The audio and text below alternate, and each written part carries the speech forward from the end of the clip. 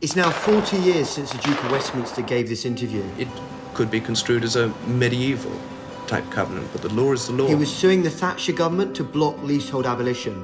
We believe we are doing the right thing, morally and legally.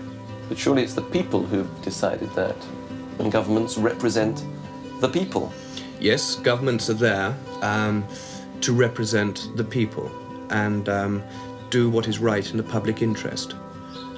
It is my view that this doesn't come under the heading of public interest. That Duke of Westminster has popped his clogs, but it's his son who is now unleashing lawfare on Starmer's Labour government to scupper leasehold abolition again. This video is about one thing and one thing only.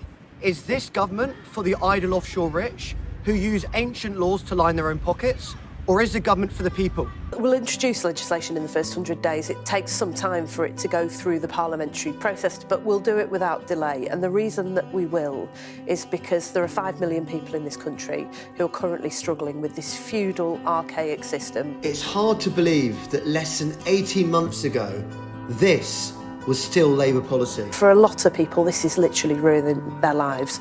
By the time of Labour's first King's Speech, the 100 days commitment had gone. But the government was still promising to act quickly and to bring the feudal leasehold system to an end. Then in November, they U-turned on that too. That commitment in our manifesto to finally bring the feudal leasehold system to an end, and it requires many things to happen for that to be the case, is a whole of Parliament commitment. And with that, 100 days became 5 long years. Soon after that LBC interview, Mr. Pennycook put out a long written statement confirming the delay. Even then, one chink of light remained. The rates for us extending our leases or buying out our freeholders are the absolute key to freeing us from these debt traps and ending leasehold for good. Minister Matthew Pennycook made a personal promise that he would be consulting on these rates this summer. These rates are massively technical, complicated business. And once they're set, they're locked in for the next 10 years. Now, if the freeholder lobby get their way, it's going to cost individual leaseholders thousands of pounds more, if not tens of thousands of pounds more, to extend a lease or buy out the freeholder. When Angela Rayner was quizzed by the Commons Housing Select Committee, it felt like the lawyers were dictating the timetable, not her. Do you feel like the government is on track, and when do you think we can actually expect to see the end of this leasehold system entirely?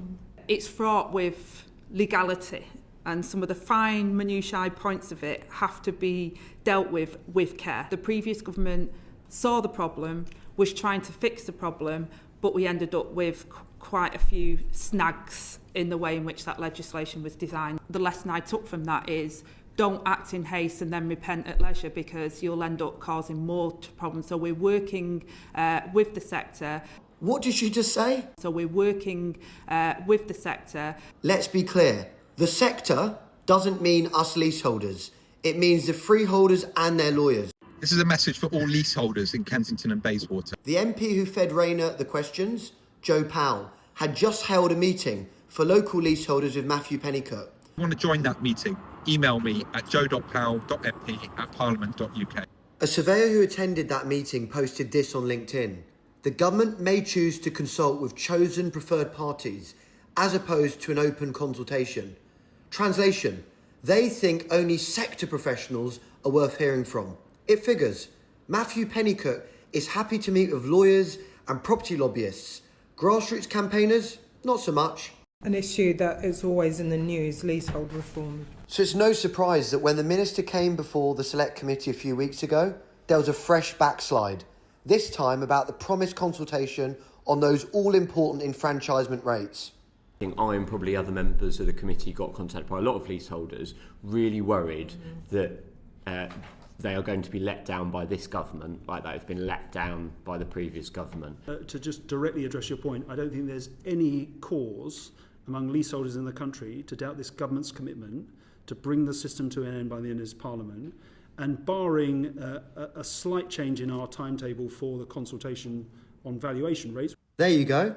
And so smoothly done, you'd almost miss it. Once again, the government is letting the freeholders and their lawfare set the agenda. As the committee will know, this week the High Court hears challenges to some of the 2024 Act enfranchisement reforms.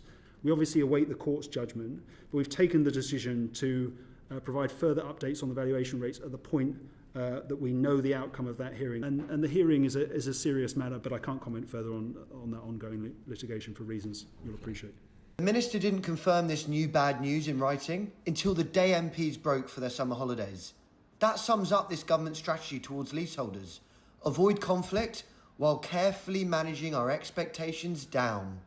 The government is letting itself be paralysed by the freeholder lobby's judicial review lawfare. Yes, you heard that right. The government has the second biggest parliamentary majority in the ruling Labour Party's 125-year history. Yet they seem perfectly content to let big money interests call the shots. The new Duke of Westminster, along with 6 other freeholders, is making exactly the same arguments that his daddy did all those years ago. And this case, it won't end in autumn when the High Court makes its decision. It will go on and on for years, all the way to the next general election. And it will go, most likely, to Strasbourg and the European Court of Human Rights.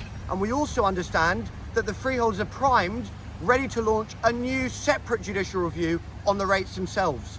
Now, the question we ask ourselves here is, has government gone from Parliament to the courts, from the people to unelected elites? Now, these guys are away on summer holidays, but when they're back, they shouldn't let this stand, because if they do, we're no longer a democracy in this country.